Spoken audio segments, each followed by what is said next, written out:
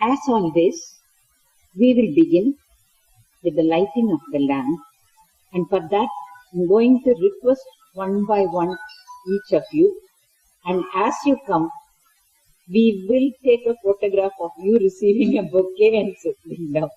So if we spend extra 5 minutes, bear with us. May I first request Dr. Vinod Paul to come on the dais.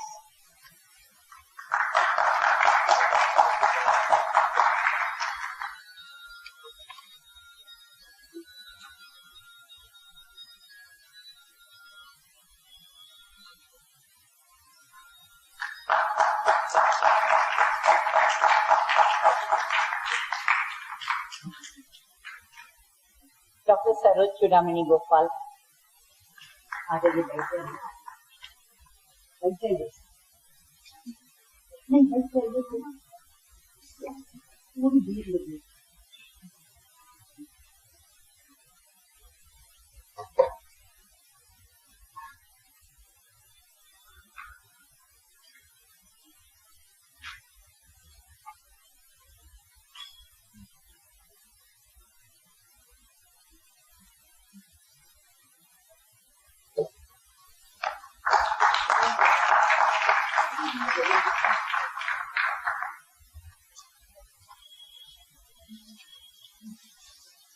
Dr. Deep Srivastava.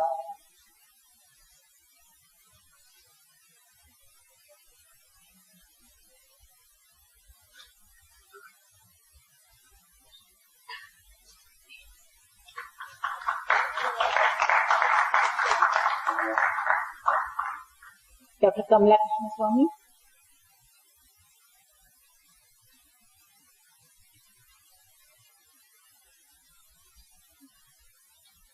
And then Dr. Mata. Dr. Bamji, you are the next. Light the lamp.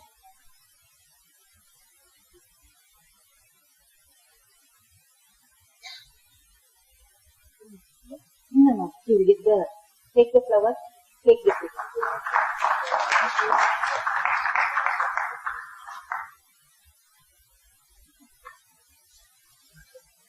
Dr. Mata Bamji.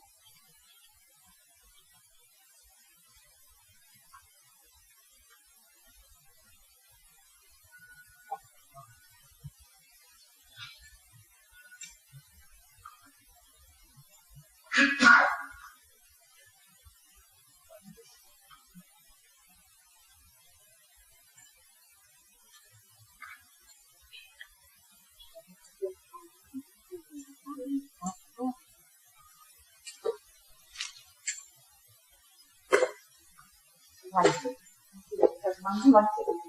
We have to have the photograph.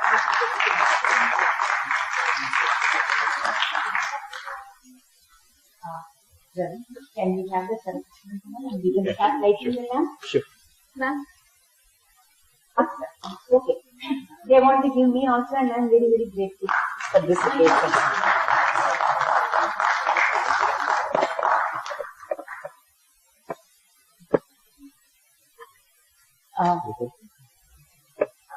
Matchbox, please. Yes.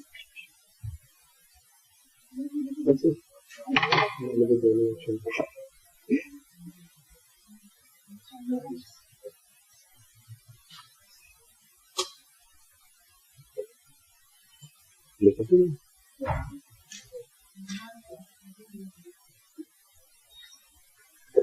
I am now going to show you a message from Dr. Gopalan, which was recorded some time ago, but remains as relevant and as heartwarming as it was when it was recorded.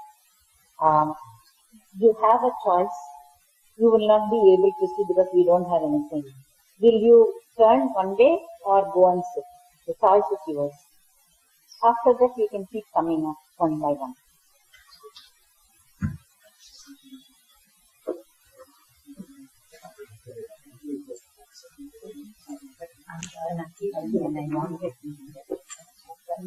Thank you so much.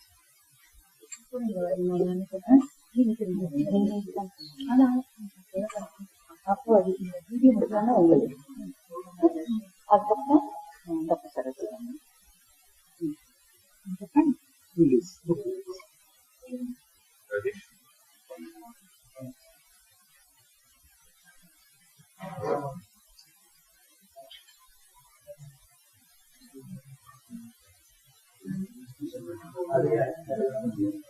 Rajesh, Rajesh.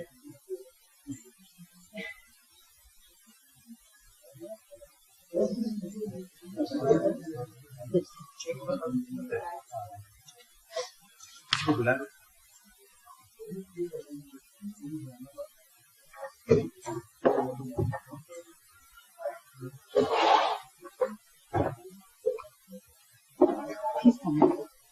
He's coming.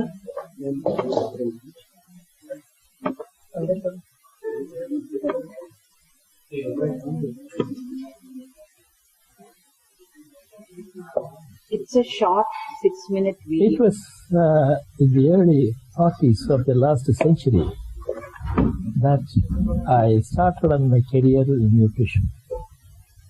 That was a time when India was still under colonial rule and World War II was raging. That was also the time when we had probably the worst famine in human history, the Bengal famine. We lost more lives in the Bengal famine than what the Allies had lost during the entire period of World War II. That will tell us something about the magnitude of the problem of Bengal famine that we have to face. Apart from the famine, throughout the 40s, we also had outbreaks of frank nutrition deficiency diseases in epidemic form, like for example beriberi, pellagra, kwashiorkor, Malaysia, and goiter, all of which took a heavy toll, killed many people, and incapacitated many more. This was the problem which we faced during the colonial era. With the attainment of political freedom and with the improvement of the outreach of our health services and our nutrition services, we brought the outbreaks of deficiency disease under control. So they ceased to be the major problem which they were once upon a time. Also, we put on the ground the public distribution system, and with the advent of the Green Revolution, we saw to it that the famines were completely banished. So Bengal famine was the last famine that India suffered, and there have been no famines in post-independent India. All this is not to claim that we have solved our problems of malnutrition. We still have quite a few problems which require solution. For example, there is a problem, a stubborn challenge posed by anemias. We have also a large number of children who are suffering from stunting and underweight. And we have quite a few babies which are of low birth weight. These are challenges which have got to be faced in the interest of improving the quality of our human resources. On the other hand, we also find that with respect to Green Revolution, while it had its initial beneficial effects, it has also had its deleterious side effects. For example, the exclusive reliance on wheat and rice has resulted in a stagnation of the cultivation of pulses and the consumption of pulses, and we have not recovered from this side effect. This is something which we will have to look into, because pulses confer protein quality to Indian cereal-based vegetarian diets, and the fact that there is a lower consumption indicates that there is an impairment of the quality of our household diets. India is a land of contrasts. It's a land of paradoxes. We have, for example, very rich, very good outcome of the macroeconomic front. We had there is a scientific augmentation of our resources, national wealth. Now that has not been reflected in any improvement in the conditions of the people at the grassroots level. the health and nutrition of people has not been improved. Probably the trickle-down effect has not had a time to show yet. We also have the situation when, in spite of adequate production of food at the national level, we still have pockets of undernutrition, seasonal. We also have the situation when we have several children suffering from undernutrition and growth failure on the one hand, and on the other hand, we have children suffering from overweight and obesity. In view of the fact that there are these paradoxes and contradictions, the problem is too complicated for to be solved by nutrition scientists acting by themselves. The time has come when they have to join hands with scientists of other disciplines, with social scientists, with policymakers and politicians perhaps, in order to evolve a joint strategy. And through their collective efforts, they will have to devise programs which help to improve the health and nutrition of the people at the grassroots level. This strategy will become more relevant and important as we begin to face the threats to food and nutrition security that are likely to arise from global warming and climate change. What we have to strive for is a synergy of collective effort calculated to improve the health and nutrition of people at the grassroots level, a total mobilization of our resources, technological, scientific, and administrative. So the nutrition scientists will face many challenges, but the rewards which they will get for responding to these challenges will be even greater. They will have the satisfaction of having contributed to a healthier and happier world and a good world for our coming generations.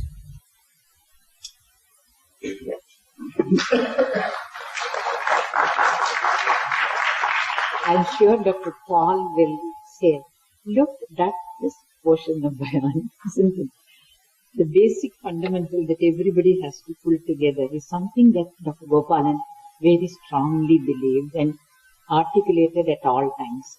May I now request Dr. Kamla, Vice President of Nutrition Foundation of India, to talk about Dr. Gopalan, the father of nutrition science in India. Dr. Kamla.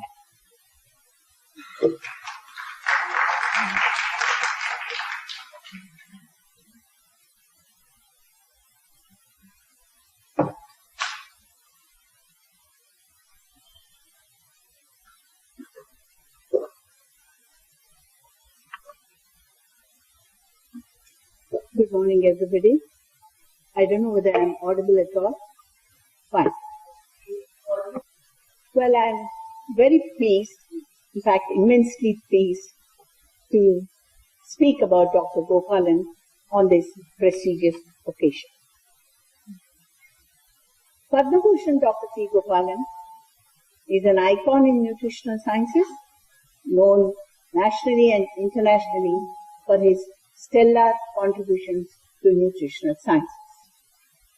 A great visionary and had a missionary zeal, an astute intellectual, and with a deep understanding of the country's needs, in fact, has helped him to sculpt the entire nutritional sciences and scenario in the country. The two organizations, namely the National Institute of Nutrition, which has recently celebrated, now celebrating the centenary celebration, Nutrition Foundation of India, which is in the 40th year, are standing testimony to his leadership qualities, commitment, and dedication to nutrition and allied sciences, and the incredible belief that the major nutritional problems facing the country could be solved by committed scientists within the country. And therefore, he embarked on a mission to strengthen the institute and dedicated to all subjects of the nutrition study.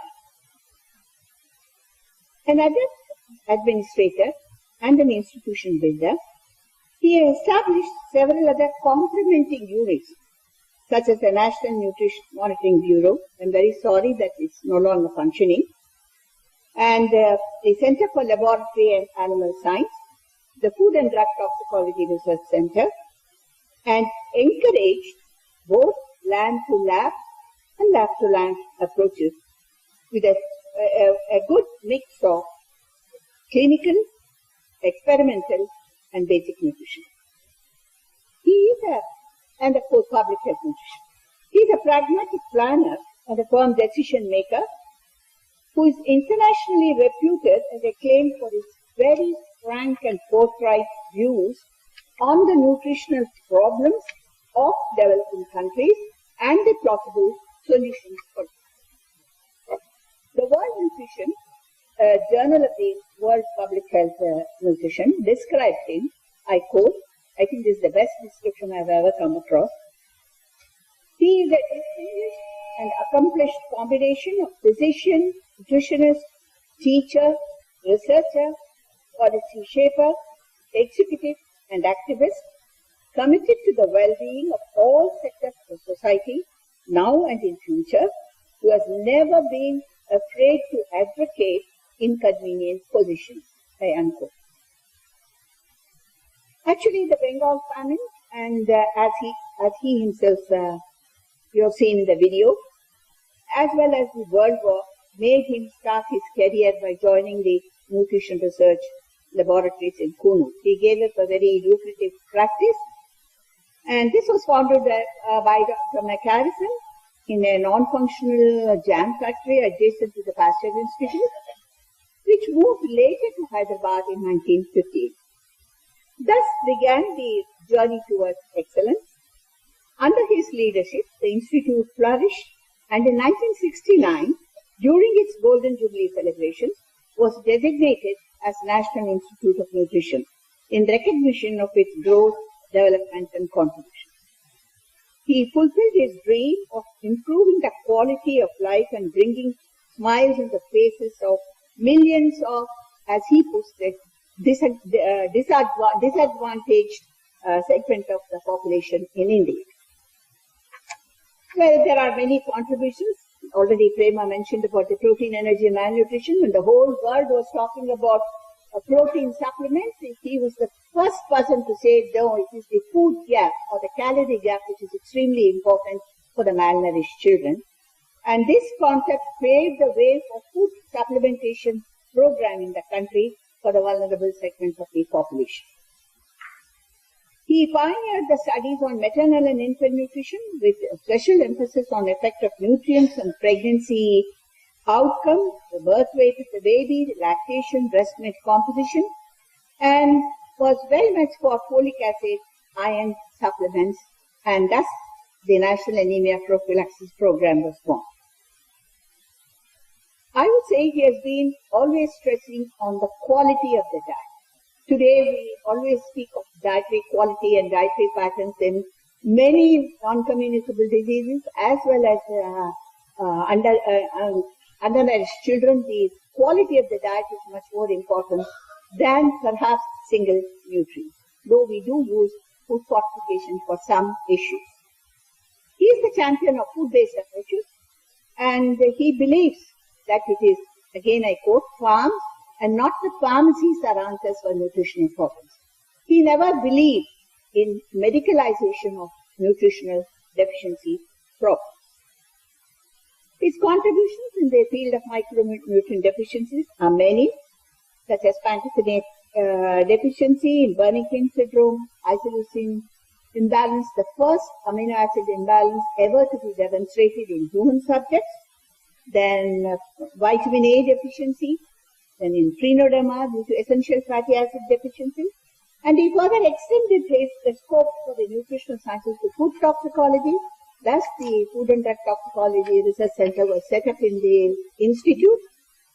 His work on neurolaterism due to the consumption of lateris sativus consumption led to a ban on the cultivation of lateris in certain states in India.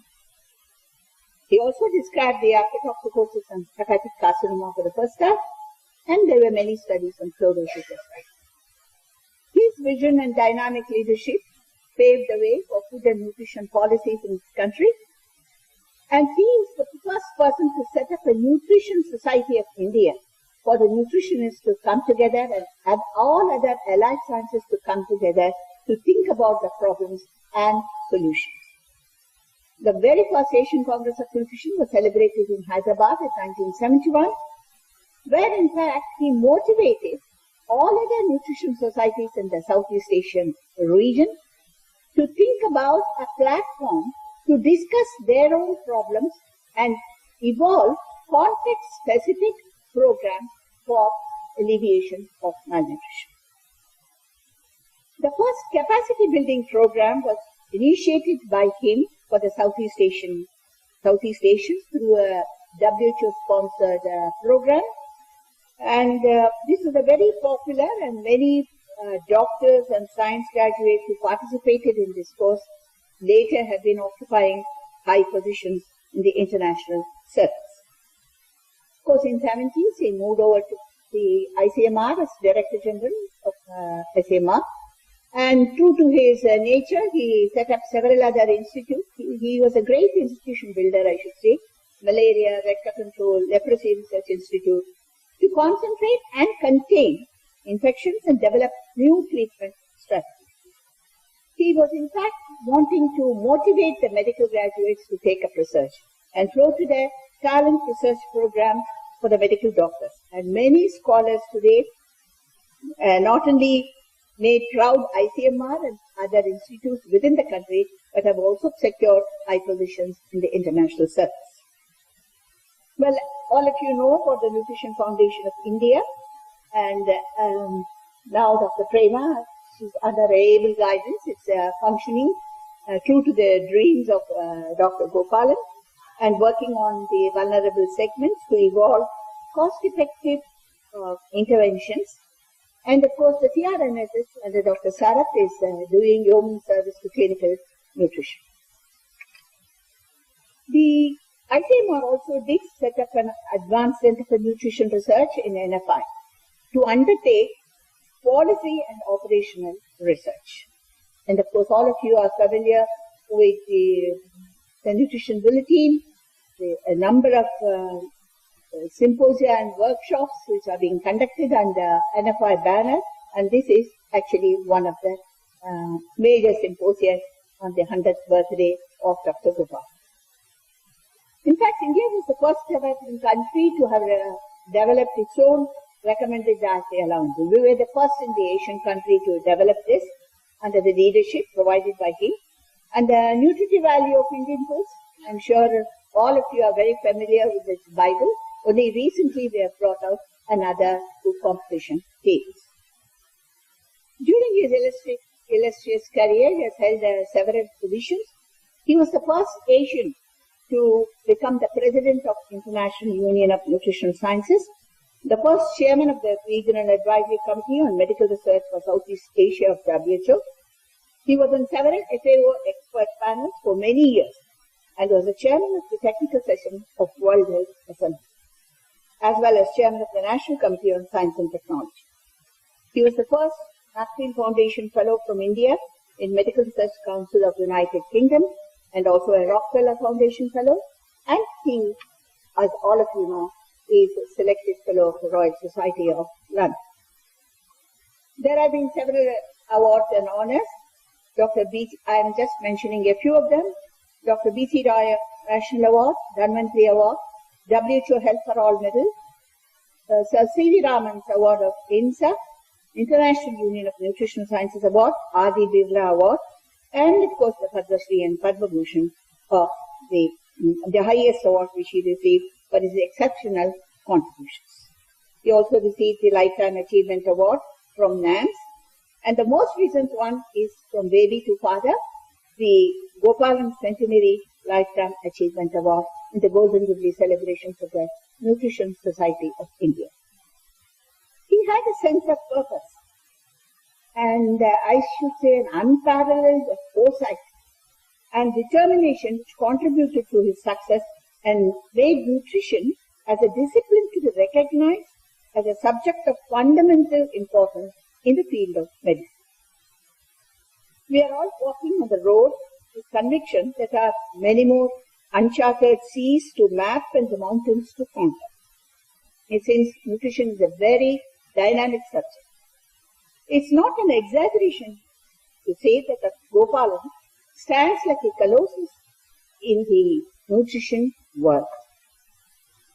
Those of us who have joined NIN in good old days are really proud of being the part of his prestigious journey.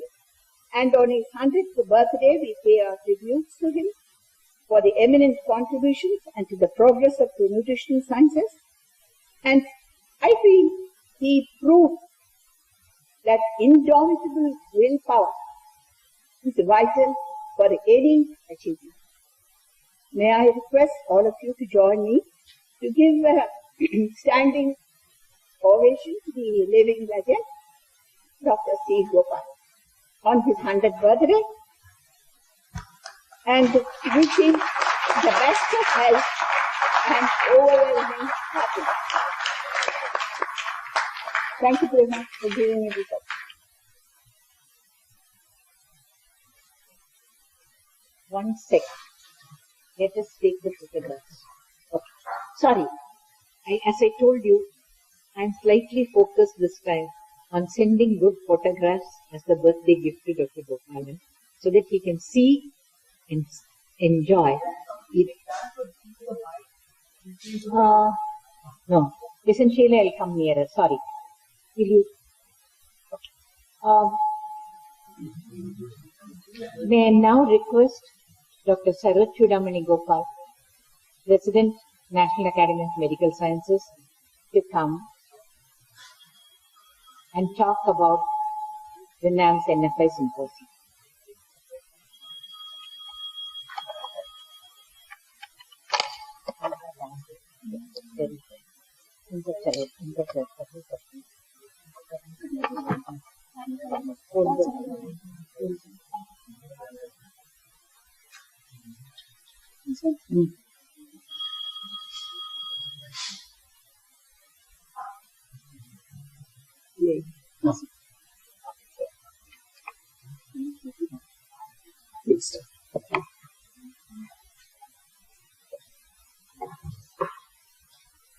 Well, friends, let me at the very outset thank Dr. Premaji for giving me an opportunity to be part of this symposium in the name of his birthday, in the name of Dr.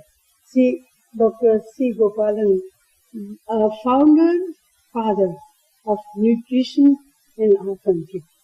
We have all heard a lot about him. Madam has made my job so simple, and so has Madam Krishnamurti, but still, just it would be, it's nice to keep on remembering a great person like him again and again. He was born on 29th November 1918 in Salem, Tamil Nadu, and earned MD from University of Madras from 1945 to 49, PhD in those days from University of London, and BSc from Banaras Hindu University. That makes me feel proud that he was an alumni of Banaras Hindu University, where fortunately I have been serving since 1973 till date. Built and nurtured the National Institute of Nutrition, Hyderabad, and has mentored so many of nutritionists in our country, and also built. He was himself director of NIMS Hyderabad, Director General ICMA, launched a book that provides detailed information about nutritive value of Indian foods. A great job indeed. He has been recipient of highest civilian honors, Padam Shri and Padam Bhushan, and was also the recipient of Dr. B.C. Roy National Award for Development of Specialties in Medicine, Nutrition as early as 1974. Well, it is because of his hard work that we are still to set many standards, we have still to achieve many things, especially in relation to the SDG goals internationally. Child and maternal nutrition, we have come a long way, but still there is a lot to be achieved. Some of these statistical figures, not very late, analyzed 2015 to 16, make us feel still we are lagging behind. The stunting in our child population is as much as 38.4%. More than 35% are still underweight.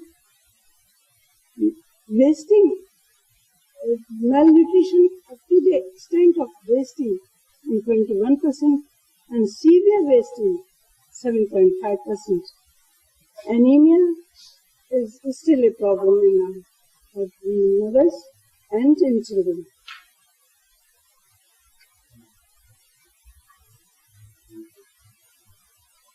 International indicators of India still ask us to lot to do to improve upon.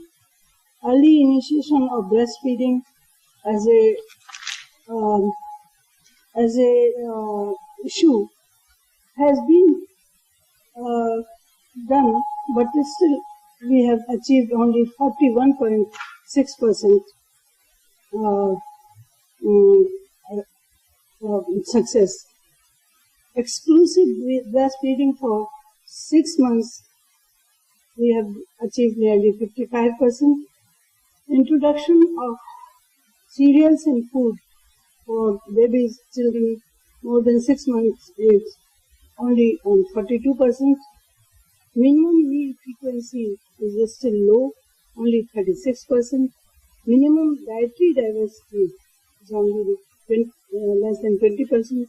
And children aged 6 to 23 months receiving adequate diet, only 9.6%. So we still have alarming data and what is desired to be achieved. Sustainable Development Goals 2030. Out of the 17 goals, 12 are very important and they are relevant for nutrition, water and sustainable health, education, food systems and gender equity. Nutrition is essential for the success of all the sustainable development goals. $1 spent on nutrition pays nearly $16 once it is spent. And $16 in economic development if you spend just about $1 on nutrition. That emphasizes very well the value of how important it is to look into nutrition as a national as well as international level. There are some of these goals, and hunger is to be eliminated world over by 2025. These are some of the sustainable goals, some of the targets that we have to achieve. And it's not a simple task unless we all join hands, nationally and internationally, at all levels. This cannot be achieved.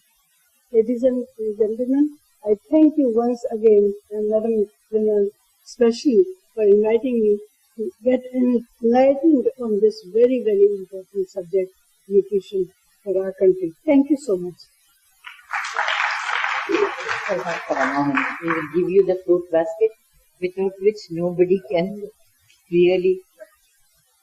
I'm sure all of you really enjoyed the setting of the agenda on which today's discussions are going to be centered on.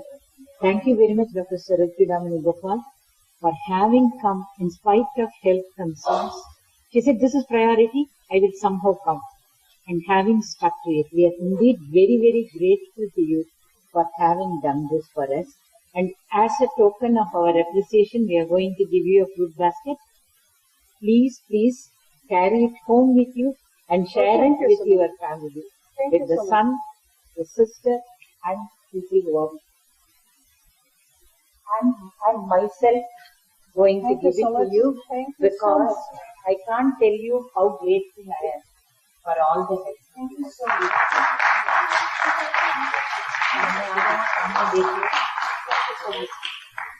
And I would like to add, I'm so grateful to my son who went from Delhi all the way and brought me here and promised that he'll take me back also. Yes, wow.